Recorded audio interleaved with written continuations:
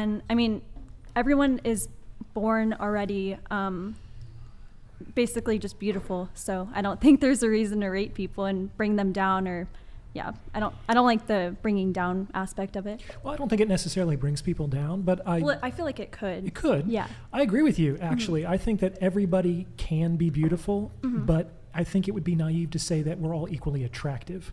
Yeah, I agree with that. Great. The attractive aspect. So I think what we're getting into is sexual marketplace value. So I have some interesting takes on this. Maybe I can share them at this point. So I think that there's a few different ways that we can approach this, and I think it's generally done with not a lot of nuance. I think that everybody kind of has what I call a normalized sexual marketplace value, which is sort of like, according to the standards of the culture in which you live, how well do you measure up on the most important dimensions to the opposite sex? So a number of the things that you've brought up today are like height. This guy led with his socioeconomic status. He makes $200,000 a year. So these are things that I think would be on normalized sexual marketplace value for men. For women, it would be their physical appearance, their age, things like that. But no one really knows what their sexual marketplace value is, because all transactions are based on perceived sexual marketplace value. Like, I got a thing for cute nerds. That's my thing. And that's not necessarily what the culture tells me women are supposed to look like in terms of their archetypal beauty. But that's something that's really interesting and attractive to me. And you never really know until you engage a person how they perceive you in terms of your general attractiveness. Just because you don't accord with the socialized, normalized sexual marketplace value doesn't mean that you can't be highly attractive. Or conversely, just because you are 6'4" and you make a lot of money doesn't necessarily mean that you're going to be very attractive to certain women, right? Yeah. But the kicker is that you really only know your sexual marketplace value when you get into a relationship. So it's like, I knew somebody that I was very close to. She was an artist, and she had never sold a painting before. And she started by offering her paintings for $100,000, which, God bless her, I love the courage with that, but it just wasn't really realistic that someone was going to buy a piece of art for $100,000 from an unknown artist. It was only when she began to bring down that price that we got to see what that painting was actually worth. And that only occurred because somebody was willing to pay X amount for it. Until then, the actual price or the value of that painting was kind of like just pure potential.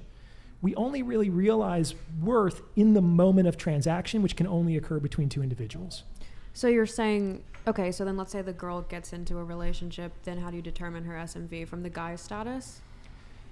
Yes. So I think that you can kind of, in this framework, determine a woman's sexual marketplace value by the normalized sexual marketplace value of the men who are willing to get into a relationship with her, and you can determine a man's male sexual marketplace value by the normalized sexual marketplace value of the women he is able to sleep with. Okay, what if she's gay? How do you determine her SMV? I don't know. I guess you could do it. I think most of these concepts apply also to gay relationships. But I don't know if lesbians are hypergamous. They are really big on commitment. There's an old joke about what does a lesbian bring to a second date, and it's a trailer because she's moving in. So there's takes all kinds, but there is my understanding, a big bent in lesbian relationships towards commitment. Okay.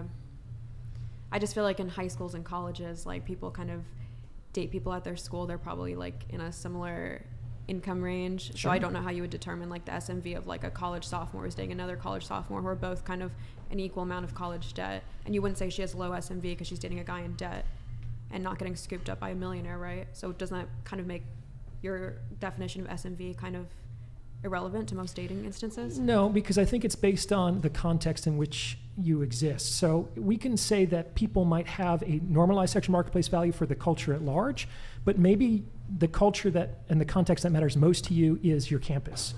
Or maybe it's even just like the people in your homeroom class. Like there's all kinds of hierarchies within social systems as soon as more than two people start to relate to each other. Okay, so then you would then judge it based off like, okay, is that guy an athlete? Is he like doing well, or like what would be in high school? metrics? Yeah, that's the stereotypical one. It's like who is the big man on campus is the quarterback, right? Sure. Now, does this guy, can he compete with somebody who's 35, makes $1 million a year? Well, it just depends on what the woman is looking for. She might be so involved in that context that she will actually choose the quarterback over somebody who makes, hundreds of thousands of dollars a year. Mm-hmm. I think it really depends on the context. All right. Oh, and one more thing, and I think this is why this is great advice for guys, especially maybe the shorter kings out there, 5'7", is find a context in which you can shine. Like, you can be a contextual alpha. I know you might not love that term, but you can definitely have a higher sexual marketplace value in certain contexts versus others.